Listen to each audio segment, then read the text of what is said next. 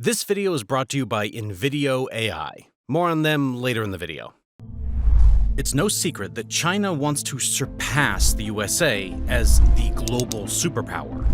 But the steps it has taken to achieve this goal are not always virtuous. So-called debt traps, where Beijing has stepped in to lend billions of dollars. Now another one of these Chinese secrets is out. China's spy network is taking over the world by storm. It has infiltrated everything from government agencies to corporate headquarters. Not even politicians' personal lives are out of reach. The chairman of Harvard University's chemistry department arrested by FBI agents, charged with lying about more than $1 million in payments from the Chinese government. A Boston University researcher accused of being a secret operative of the Chinese military. Another Harvard researcher caught at the airport allegedly trying to smuggle biological materials to China. Chinese hackers targeting America, but why? Interesting and scary, isn't it? Well, that's just the world we're living in now. A world of espionage, spies, and the emerging of all that into a political power. I'm getting ahead of myself now, so let's back up and allow me to digest this piece by piece.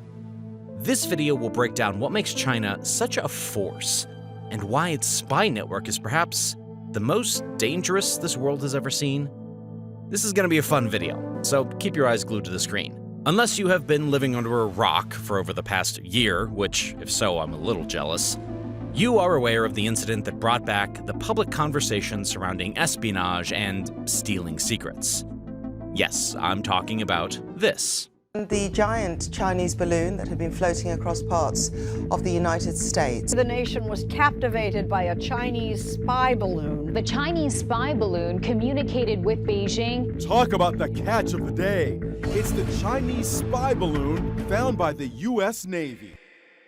The images of a Chinese spy balloon drifting through American airspace a few months ago, right before being shot down by a fighter jet off the coast of South Carolina, were a public reminder of the escalating geopolitical tensions between the United States and China. For those who were unaware, it was a huge wake-up call for those who were into conspiracy theories. It was like a dream come true. I mean, if you have a basement full of newspaper cutouts, the least that can be done is to give you confirmation for some of your suspicions, right? Well, although world powers spying on each other is hardly unusual, the reckless freedom with which the Chinese were apparently conducting surveillance over US military sites kind of alarmed us all. I mean, it's espionage for a reason. It's supposed to be private and low-key, but then it makes it onto the 8 p.m. news? Then that's kind of a bit too much, isn't it? And it's one thing to look for shredded documents in the bin. It's another to have a spy balloon glide over mainland USA grabbing who knows what kind of information. After all, the balloon was fitted with antennas capable of collecting signals intelligence, something that the now busted Chinese government condemned as an overreaction. It's no surprise that since then, tensions between the two nations have been a little hostile, very much reminiscent of Cold War confrontations. With China and the US already locked in a race for military, technological, and economic supremacy, every advantage counts. And espionage is beginning to fill and expand whatever margins lie between these nations. The spy balloon's flight over US territory was a very public display of China's intelligence gathering. But the Chinese government has for decades been conducting a much less visible and possibly more damaging campaign to steal American trade secrets and intellectual property. The CCP's claws are deep into the US Eagle. And the reality of the espionage situation is likely much worse than you think. We are now witnessing some of the effects of a decision made years ago by China to use every means and medium of intelligence gathering at its disposal against the West. Its strategy can be summarized in 3 words: collect, collect, and collect. Most Westerners do not yet appreciate just how sweeping China's intelligence onslaught directed at other countries is. For decades, their own governments likewise didn't understand because their attention was largely directed elsewhere. Let me take you on a trip that will explain it all clearly. After all, the origin story is a must for every hero and/or villain, depending on what side of the world you're watching this video from, of course. Before jumping in, I want to talk a little bit about the future. And unless you've been living under a rock, you know the future is AI. AI is not only going to be revolutionary in a geopolitical sense, but also on a more personal level. With help of tools like Invading AI, today's sponsor, everyone can learn to create videos like mine and grow on social media. Here's a quick guide. You can tell it to create a 3-minute YouTube video around the differences between a fixed mindset and a growth mindset, and how switching over to a growth mindset can make you very successful in all walks of life. You can also ask the tool to include examples, be funny, and use a British voice with subtitles. After that, select your audience, feel of the video, and platform. Voila! You have a video ready to get millions of views. While others crumble at the first sign of hardship. Now you can even further make changes using the edit command. You can make edits like changing the joke in the video, edit the color of the fonts, and/or remove subtitles, or edit the script itself. You can also create videos in your own voice using the voice cloning feature. Optionality is endless, and execution is simple. I truly think anyone interested in creating content should check it out. I'm confident that you'll love it. You can get started with Invading AI for free and create up to 4 videos for free, but with a watermark. But if you're serious about video creation and want to publish videos without a watermark, which I would highly recommend, you should upgrade to a paid plan, which starts at as low as $20 a month. Paid plans also give you access to millions of royalty-free clips and more. It could cost you thousands of dollars to source clips like these individually, but with a paid plan, it's all included. So make sure to check out Invading AI today by clicking on the link in the description or scanning the QR code on the screen right now. All right, now let's get back to the topic at hand.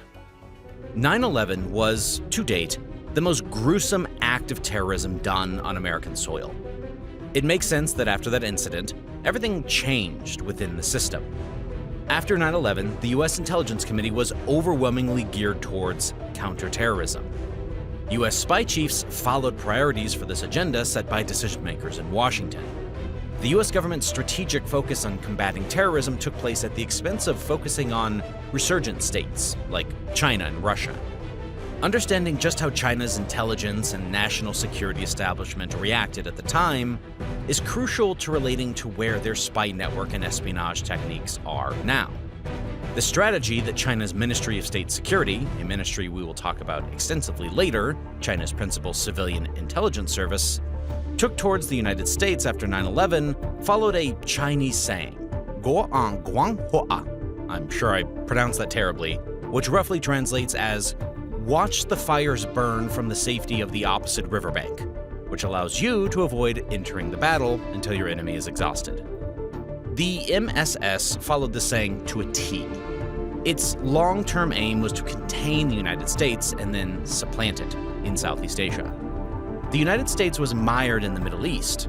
The gains being made by the MSS went largely undetected or appreciated by U.S. intelligence. A classic case of being distracted. When the U.S. had its eye on the global war on terror, the MSS declared war on the U.S. intelligence community. So naturally, Chinese intelligence was soon winning its war on U.S. spies. In 2010, the MSS dismantled a major CIA network being run from its station in Beijing. It reportedly led to the killing or imprisonment of more than a dozen CIA sources in China over more than 2 years. Details about how Chinese intelligence compromised the U.S. network remain murky. It seems, however, that the MSS hacked into the CIA's supposedly secure communication channels. There are also whispers that the network may have been compromised by a human agent, a mole to say. It's alleged that the mole may have been Jerry Lee, a former CIA case officer working on Chinese affairs. After leaving the CIA, Lee sold U.S. secrets to Chinese intelligence. He was later caught, a U.S. counterintelligence success, and in 2019 was sentenced to 19 years in prison. There is little information in the public domain about what secrets Lee delivered to his Chinese handlers. So far as what they are after, well, weapons and military equipment have always been a focus. Chinese agents and civilians have been implicated in the theft or illicit transfer of various military technologies, including those related to radar, fighter jets, submarines, and weapon systems. China's espionage expanded in the 1980s and beyond to also target commercial technologies as diverse as pesticides, rice seeds, robotic cars, and wind turbines. Simply put, the rabbit hole runs quite deep, far deeper than what the balloon might distract you into believing. Okay, with history out of the way, how then does China's spy network operate? And what makes it the best in the world, so to speak? Well, China's intelligence service operates in a fundamentally different way than those in the West, in nature, scope, and scale. Unlike those in Western democracies, China's intelligence services are not held to account by independent political bodies or the public, nor are they subject to the rule of law. Instead, the Chinese government fuses together a whole-of-society approach for collecting intelligence. This sets it apart from anything undertaken by Western governments. Chinese intelligence and commerce are integrated in ways without comparison in the West. Chinese intelligence operations are the first in modern times to use, as a foundation, the whole of society. Because of this, China's espionage tactics are sometimes artless, operating with little in the way of standard spy fare, instead relying on an overwhelming volume of espionage operations conducted by all manner of citizens, and a sort of impunity inherent in the lack of substantive penalty for when a Chinese agent is discovered. Beijing has evolved to become the world's first digital authoritarian state.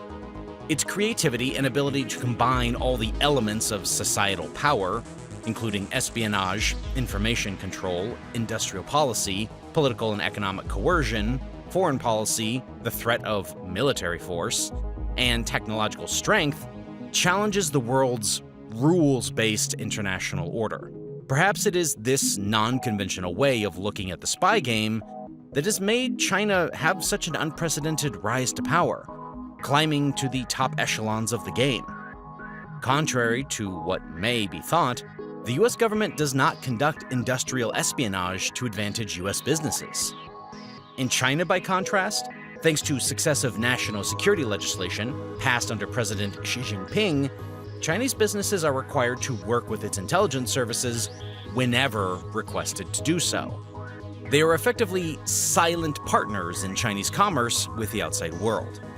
Another difference between Chinese intelligence and Western powers concerns what those in the spy world call ubiquitous technical surveillance. Things like facial recognition, phone apps, and CCTV all make China an infinitely harder target for Western agencies to collect intelligence on than Chinese services targets in open Western democracies. A fundamental asymmetry thus exists in the shadowy intelligence battles between China and the West. Let's dive into the nitty-gritty of how the Chinese spy network works. We'll start with how China's legal framework supports espionage. Chinese espionage emphasizes the development of China's industries and the theft of foreign wealth. So to that end, the Chinese state employs government agencies, organizations, commercial entities, individual entrepreneurs, Chinese expatriates, Chinese and foreign researchers to attain its espionage goals. Most Chinese foreign operatives work under one of these: the Central Military Commission, or CMC, Joint Intelligence Bureau, the Ministry of State Security, China's preeminent civilian intelligence service, and state-owned enterprises SOE. The Ministry of State Security, or MSS, which is responsible for gathering foreign intelligence, is tasked with collecting information on technologies that the Chinese government wants to build up. I've already touched on the MSS briefly. The current focus, according to US counterintelligence experts, aligns with the Made in China 2025 initiative announced in 2015. This industrial plan seeks to make China the world's top manufacturer in 10 areas, including robotics, artificial intelligence, new synthetic materials, and aerospace. In the words of one former US national security official, the plan is a roadmap for theft. Hey, don't shoot the messenger, those are not my words. The Chinese government relies not only on its intelligence services, but also on businesses, institutions, and individuals to gather proprietary information. A 2019 report from the US-China Economic and Security Review Commission, a congressional committee, lists the myriad ways in which Chinese companies, often backed by their government, help transfer strategic know-how from the United States to China. The maneuvers range from seemingly benign, acquiring American firms with access to key intellectual property, to notoriously coercive, compelling American companies to form joint ventures with Chinese firms and share trade secrets with them in return for access to the Chinese market, to, outright theft. Cyber attacks have become an increasingly common tactic because they can't always be linked directly to the Chinese government. Over the past few years, however, federal agents and cybersecurity experts in the US have identified the digital footprints left along the trails of these attacks, malware and IP addresses among them, and trace this evidence back to specific groups of hackers with proven ties to the Chinese government. China's prowess in the digital realm is undeniable. The Great Firewall, originally designed to control its citizens' access to information, has become a shield for its cyber warriors. These skilled hackers operate behind the scenes, launching cyber attacks on foreign governments, corporations, and individuals.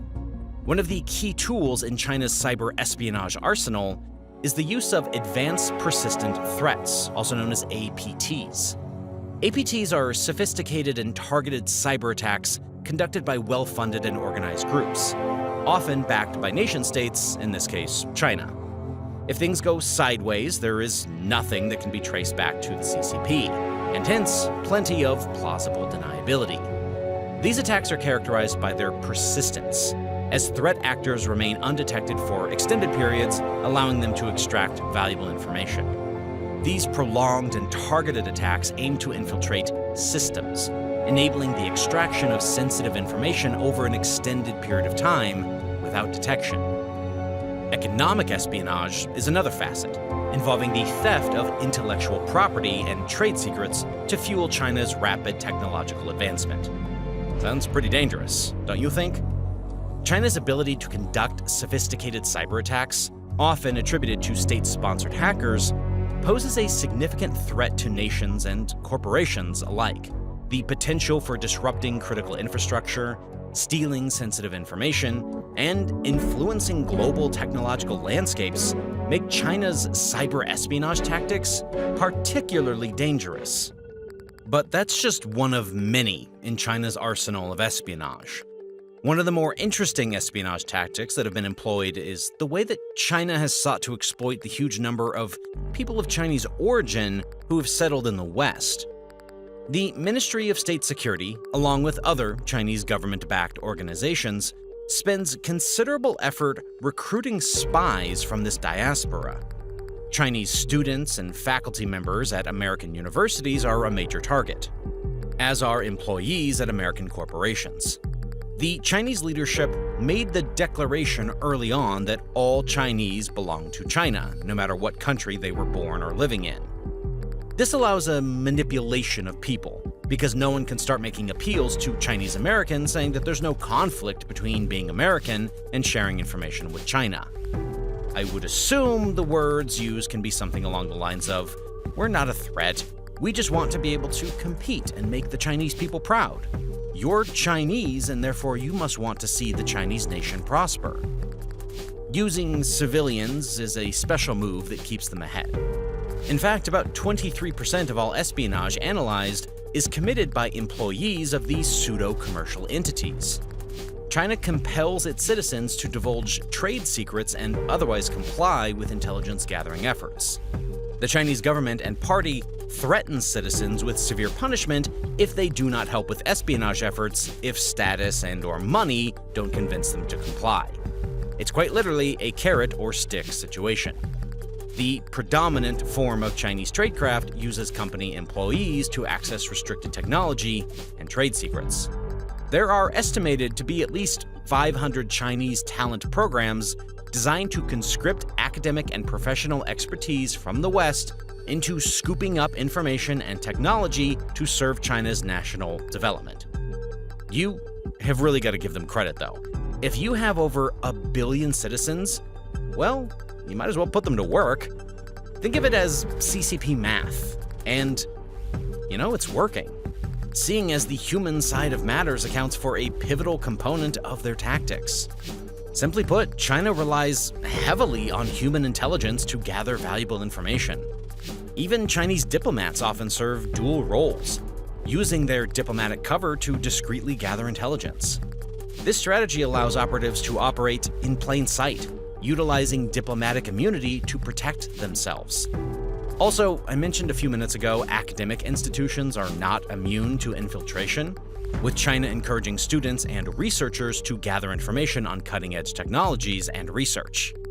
The export of surveillance technologies to other nations expands China's influence and poses a threat to privacy and human rights globally. As these technologies spread, the potential for abuse increases, creating a world where citizens are under constant surveillance. But what exactly is the impact of Chinese espionage on American interests, if anything? How has it impacted the US specifically in this race? Well, just how extensive Chinese espionage may be is a near impossible task to estimate without access to more data. But it's crystal clear that China is quickly eroding the US advantage in aerospace technology. The People's Liberation Army Air Force and Navy, the PLAAF and PLAN, together operate the largest air forces in the Indo-Pacific region and the third largest in the world, with 2,800 aircraft, not including trainers or unmanned aerial systems, of which 2,250 are combat-coded bombers, fighters, and multi-role airplanes, according to military and security developments involving the People's Republic of China 2021. Quoting China's own internal defense white paper from 2019, the Pentagon said the air forces are transitioning from strictly air defense to offensive and defensive operations, towards building a strategic air force capable of projecting power at long range. In the report, it was clearly stated that the PLAAF is rapidly catching up to Western air forces. This trend is gradually eroding long-standing and significant US military technical advantages relative to the PRC in the air domain. The Pentagon revealed that in addition to China's J-20 Mighty Dragon and FC-31 stealth fighters, as well as a strategic stealth bomber, China is developing new medium and long-range stealth bombers to strike regional and global targets. The strategic stealth bomber, likely called the H-20, employs many fifth-generation technologies, having a range of 8,500 kilometers and a payload of at least 10 metric tons. It will have a nuclear mission in addition to filling conventional roles, and the Pentagon estimates it will take more than a decade to develop this advanced type of bomber. However, the DoD has consistently underestimated China's ability to rapidly field new aircraft over the last 2 decades. Perhaps that has something to do with the very topic we are discussing right now. The marquee aircraft of the PLAAF is the J-20, which the Pentagon said has been fielded in limited numbers without being specific, although recent open-source estimates place it around 150 airplanes. China continues to develop the FC-31 Gyrfalcon 2-engined lookalike of the American F-35, either for export or as a future naval fighter for the PLAN's next class of aircraft carriers. China has taken delivery of all 24 Su-35 advanced flanker aircraft it bought from Russia and continues to develop its own J-15 version. That's quite the dominance that China is showing here. It's also important to realize that Chinese espionage compromises US dependency on space capabilities for communications, economic strength, critical infrastructure safety and resiliency, and our ability to project military power globally. The fact that this growth of China's capabilities is somewhat hinged on its espionage is simply astounding. Let's talk about money. I'm sure everyone here can relate when it comes to that. The annual losses to the US from China's IP theft courtesy of the CCP's agents are estimated to be around $360 billion US. This is just an estimate, by the way. There is room that number could be much larger. Chinese espionage has become such a menace that the director of the FBI has publicly stated that the Bureau opens a new counterintelligence case involving China every 10 hours. Think about that. When you look at it, espionage seems to be at the center of Xi Jinping's strategy regarding China's global dominance. China's foreign intelligence offensive has reached new levels since Xi took power in 2012. Its purpose involves what all intelligence agencies do: to understand the intentions and capabilities of foreign adversaries. But China's offensive goes much further: to steal as many scientific and technical secrets from Western powers, principally the United States, as possible, to advance China's position as a superpower, challenging and overtaking the United States on the world stage. China's unprecedented economic boom this century has been fueled by an equally unprecedented theft of Western science and technology. China's espionage activities extend beyond the digital frontier, with a notable focus on economic espionage. The theft of intellectual property, trade secrets, and cutting-edge technologies serves as a catalyst for China's rapid technological advancement. This not only undermines the innovation efforts of other nations, but also accelerates China's quest for global technological dominance. The modern world relies heavily on innovation and intellectual property as drivers of economic growth.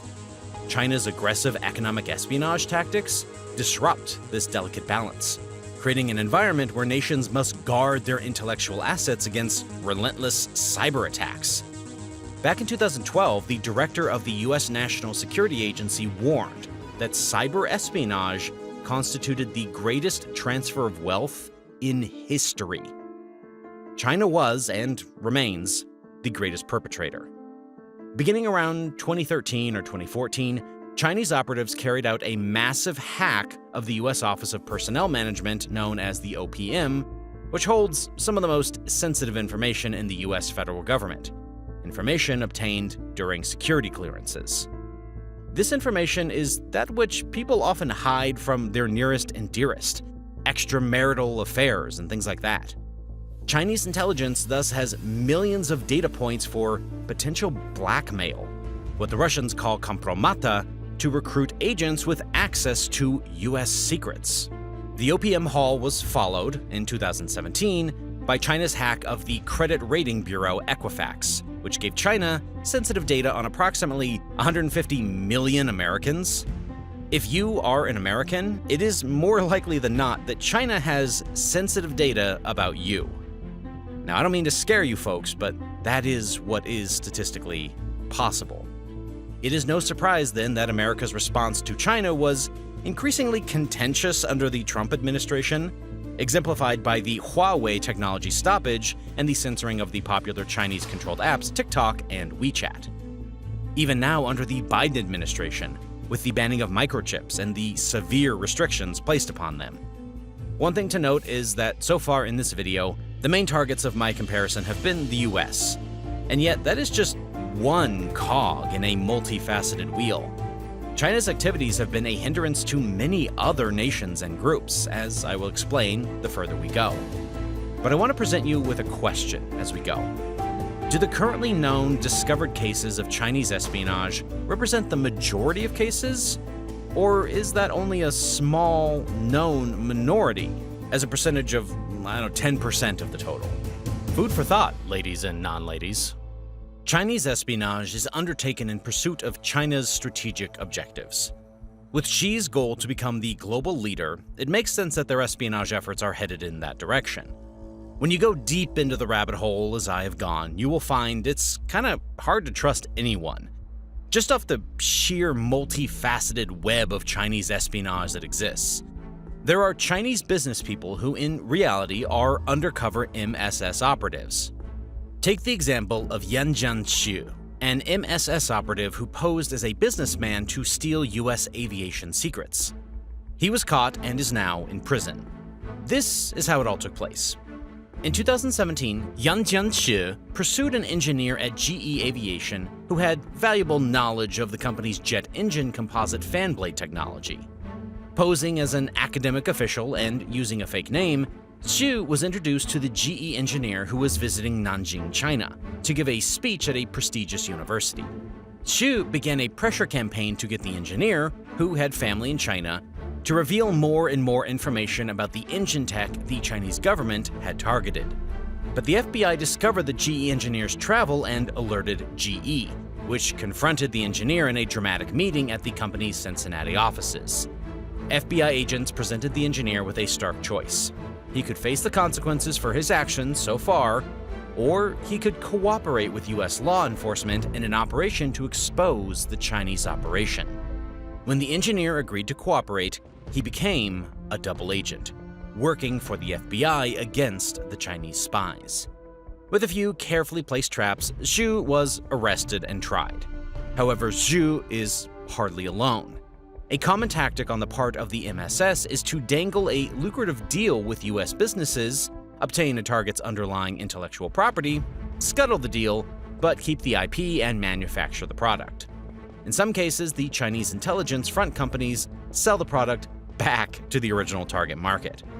You know China's espionage is becoming a problem when even Britain's traditionally secretive services, MI5, MI6, and GCHQ, have now come out of the shadows and publicly warned about the threat posed by Chinese espionage. The West faces an extraordinary threat from the rise of China. China's multi-pronged assault on our national and economic security make it the defining threat of our generation. These warnings are warranted too, by the way. You should realize that the incidents of Chinese espionage far outnumber those of any other country, even Russia. Yeah, that's right, even Russia. The long-term cost to the American economy and national security cannot be precisely measured, but as I mentioned before, estimates run into the hundreds of billions of dollars for commercial and technological espionage. In the particular case of the US, Chinese espionage has also created immeasurable damage to national security, with the theft of weapons technology, including nuclear weapons test data. In the last few years, China has added the theft of massive quantities of personal information, political coercion, and influential operations to its espionage activities. It is worth noting that while nationality is a predictive factor for espionage, ethnicity is not. Chinese nationals who come to the US to work or study are fertile ground for recruitment by the CCP. Often they intend to return to China or have close family members that reside in China, making them more susceptible to coercion. In contrast, Americans of Chinese descent are very unlikely to be recruited. You can obviously see why.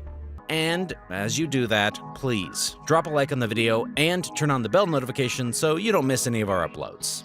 You don't want to miss them, trust me. Okay, now let's get back to the basics. The espionage problem is the result of the increasingly hostile policies of China's ruling Communist Party. An independent site ran the numbers to somewhat analyze the cases of espionage and see the metrics deep down, and the results were quite interesting. Let's run the numbers, shall we?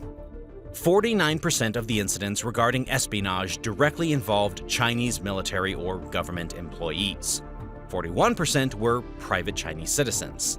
The other 10% were non-Chinese actors, so that covers US persons recruited by Chinese officials. Let's run more numbers. 46% of incidents involved cyber espionage, usually by state-affiliated actors. 29% of incidents sought to acquire military technology. 54% of incidents sought to acquire commercial technologies. 17% of incidents sought to acquire information on US civilian agencies or politicians. Just to add some detail, this chart here shows the number of publicly reported Chinese espionage incidents over time. Perhaps the most interesting part of this chart is the sharp dip after the 2015 agreement between President Obama and President Xi to restrict commercial espionage by government entities. This decline was quickly reversed within a year of the agreement. Now, you might be wondering how China feels about all this. Well, although China publicly denies engaging in economic espionage, Chinese officials will indirectly acknowledge behind closed doors that the theft of intellectual property from overseas is state policy. Let's take an extract from the New York Times magazine that put things into perspective.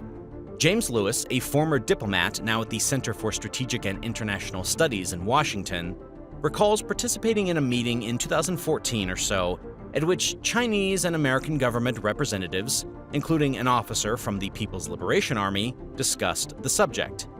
An assistant secretary from the US Department of Defense was explaining, look, spying is okay, we spy, you spy, everybody spies, but it's for political and military purposes. Lewis recounted for me, "It's for national security. What we object to is your economic espionage." And a senior PLA colonel said, "Well, wait, we don't draw the line between national security and economic espionage the way you do. Anything that builds our economy is good for our national security." The US government's response increasingly appears to be a mirror image of the Chinese perspective. In the views of US officials, the threat posed to Americans' economic interests by Chinese espionage is a threat to American national security. So let's bring this back home. What does the US have to say for all of this espionage happening in its own backyard? Well, much of what US spy agencies need to know is hidden in plain sight, if it can be found in an ever-proliferating cache of open-source intelligence that also poses new challenges for US intelligence. Open-source data includes billions of social media postings, huge commercially available databases, and academic papers. Several spy agencies have created or expanded open-source intelligence units. And Director of National Intelligence Avril Haines created a small group of officials to oversee the efforts. Regarding our own information-obtaining tactics, the vast majority of US intelligence on China now comes from electronic snooping, intercepting phone calls, emails, and every other form of digital communication. Such signals intelligence can rarely replace human spies in divining an adversary's true intentions or weaknesses. Perhaps that is why China still has a huge human component in its operations. Beijing's pervasive surveillance systems uses big data analytics to mine feeds from millions of cameras in major cities, combined with armies of human watchers. House Permanent Select Committee on Intelligence Chairman Mike Turner is on record saying, "We've got to find a way to be able to enhance our ability, with the development of new technology by China and other nations, to be able to operate within their countries to gain intelligence." China's practices extended abroad to third countries, where CIA operatives tried to recruit Chinese officials and businessmen. The former senior US official recounted how US intelligence officers in a Latin American country, supposedly operating undercover, were followed by a team of Chinese personnel, who videotaped them as they sat in a restaurant. Expanding to the global scale, in Russia, the CIA has had greater success. It obtained President Vladimir Putin's secret Ukraine invasion plan, stole and then publicized Kremlin disinformation plots, and gave the White House a heads-up before the Wagner Group chieftain Yevgeny Prigozhin launched his mutiny in June. Putin's Russia, with its feuding fiefdoms and elite discontent over the costly Ukraine war, is a target-rich environment in espionage parlance, rife with disaffected officials, military officers, and businessmen who might be persuaded to trade inside knowledge for cash. Both the CIA and the FBI have posted advertisements on social media, pitching Russians who might be willing to work with the US government. That goes to show you just how valuable information is, doesn't it? Why then aren't these spy agencies having the same level of success when it comes to espionage in China? Well, the challenge in China is different, and the US intelligence officials acknowledge that collecting human intelligence there is hard. David Marlowe, the CIA's deputy director for operations, said in a statement, "It is high risk, and it's true that sometimes things get compromised, but it doesn't lessen our responsibility to be successful." China's Ministry of State Security said last year that it had arrested 2 Chinese nationals spying for the CIA, both of whom had been recruited outside of China. If accurate, the revelations illustrate both the continuous US spying push and China's aggressive counter-espionage campaign.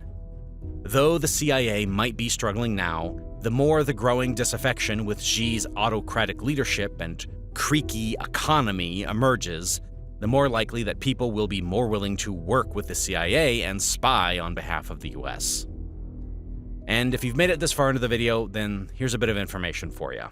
U.S. intelligence officials have reportedly determined the balloon used in an American internet service provider to send and receive messages. The U.S. is tracking a high-altitude balloon flying over the western part of the country. And it comes just more than a year after the U.S. military shot down that Chinese balloon off the coast of South Carolina. And it was carrying a payload of intelligence sensors and solar panels the size of 2 freight cars. And of course, the U.S. military shot it down when it reached the Atlantic Ocean.